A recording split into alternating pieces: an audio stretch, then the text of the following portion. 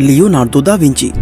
ये नाम सुनते ही हमारे दिमाग में एक ऐसे व्यक्ति की छवि बनती है जिसने दुनिया की सबसे रहस्यमयी पेंटिंग मोनालिसा को बनाया है।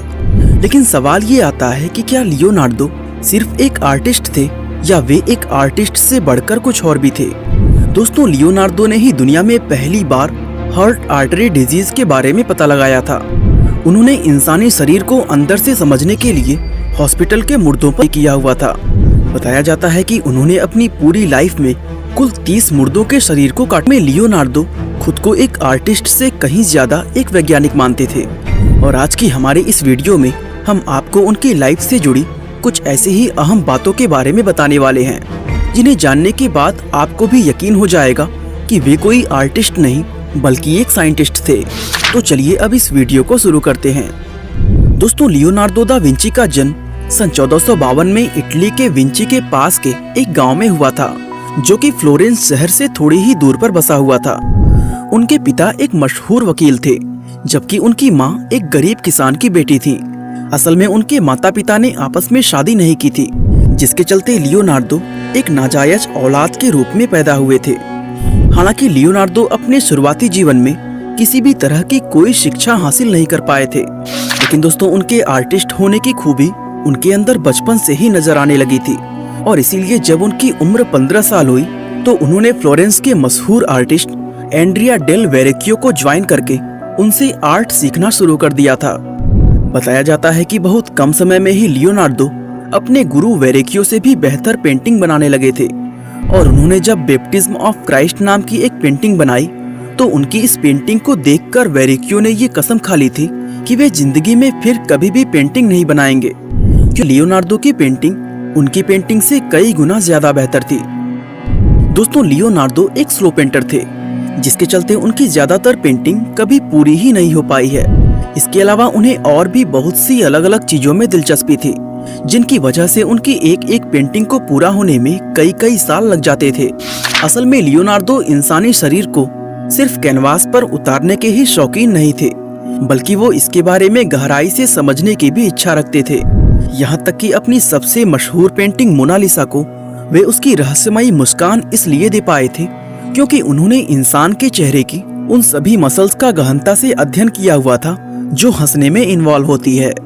हालांकि दोस्तों, उस जमाने में मानव शरीर को अंदर से समझना इतना आसान नहीं होता था, क्योंकि तब ना तो इसके बारे में कोई मेडिकल किताब लिखी गई थी और ना ही कहीं पर किसी इंटरनल ऑर्गन का कोई फोटो मौजूद था। इसलिए दोस्तों, लियोनार्दो इंसानी शरीर को अंदर से समझने के लिए हॉस्पिटल के मुर्दों पर स्टडी किया करते थे।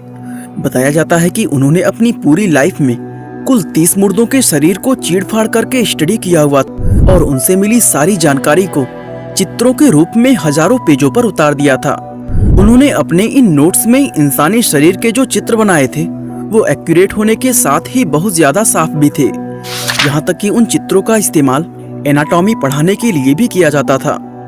दोस्तों, लियोनार्दो के उन चित्रों को देखकर लगता है कि शरीर के सभी अंगों में उन्हें दिल से सबसे ज्यादा लगाव था, क्योंकि उन्होंने सबसे ज्यादा स्टडी दिल पर ही की हुई है। हैरानी की बात यह है कि उन्होंने उस समय दिल के बारे में जो मेडिकल इन्फॉर्मेशंस दी उसमें लगभग सारी बातें पूरी तरह एक्यूरेट थी। दरअसल लियोनार्दो दुनिया के पहले इंसान थे जिन्होंने बताया कि हार्ट एक मसल होता है जिसमें 4 चैम्बर्स होते हैं और ब्लड फ्लो के बने रहने के लिए इसका आर्टेरियल वॉल्व खुलता व बंद होता है।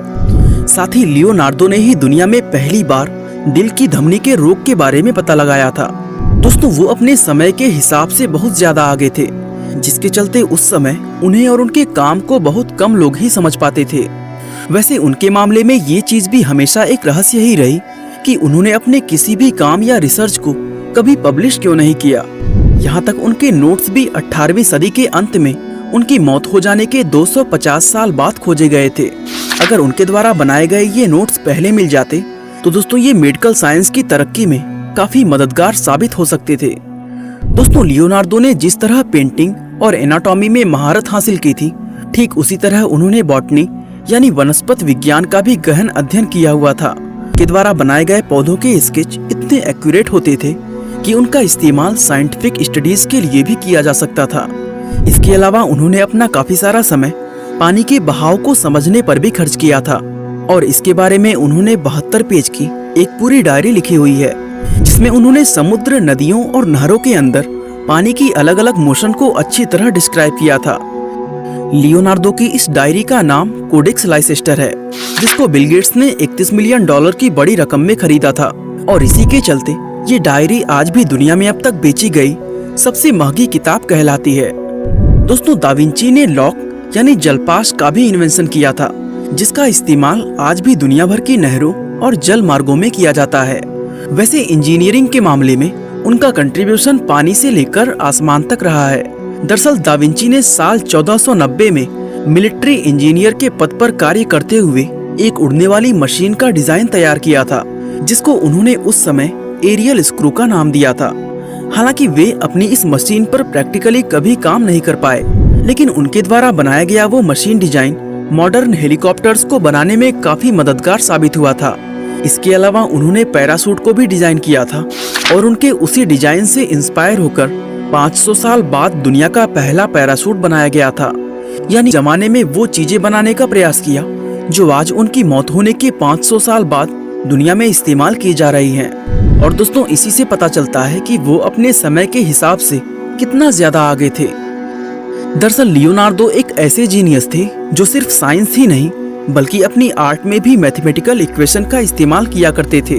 और उनके द्वारा बनाई गई द लास्ट सपर नाम की ये पेंटिंग इसका परफेक्ट एग्जाम्पल है। दोस्तों, ये दुनिया की दूसरी सबसे महंगी पेंटिंग है। दोस्तों, लियोनार्डो नई चीजों को ट्राई करने में बिल्कुल भी नहीं कतराते थे। उस समय फ्लोरेंस में पेंटिंग बनाने से पहले उसकी आउटलाइन तैयार की जाती थी, जिससे पेंटिंग बहुत ज्यादा शार्प और सुंदर नजर आती थी। लेकिन लियोनार्डो ने इसकी जगह पेंटिंग की एक नई टेक्निक फुमातो में महारत हासिल की, जिसमें पेंटिंग बिना आउटलाइन के बनाई जाती थी।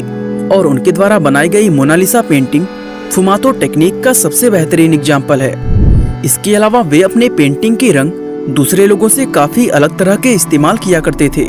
दरअसल दोस्तों, उस समय ऑयल पेंट की क्वालिटी को मेंटेन रख पाना बहुत ही ज्यादा मुश्किल होता था। इसलिए दा विंची ने अपनी केमिस्ट्री का इस्तेमाल करके अपने लिए खास किस्म के रंग बना रखे थे, जो समय के साथ इतनी आसानी से डार्क नहीं होते थे।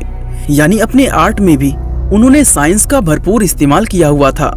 और उनकी इन्हीं सब स्किल की वजह से फ्रांस की राजा फ्रांसीसी I ने उन्हें अपने प्रीमियर पेंटर, इंजीनियर और आर्किटेक्ट के रूप में नियुक्त किया हुआ था, जबकि उस समय वे 60 साल की उम्र पार कर चुके थे।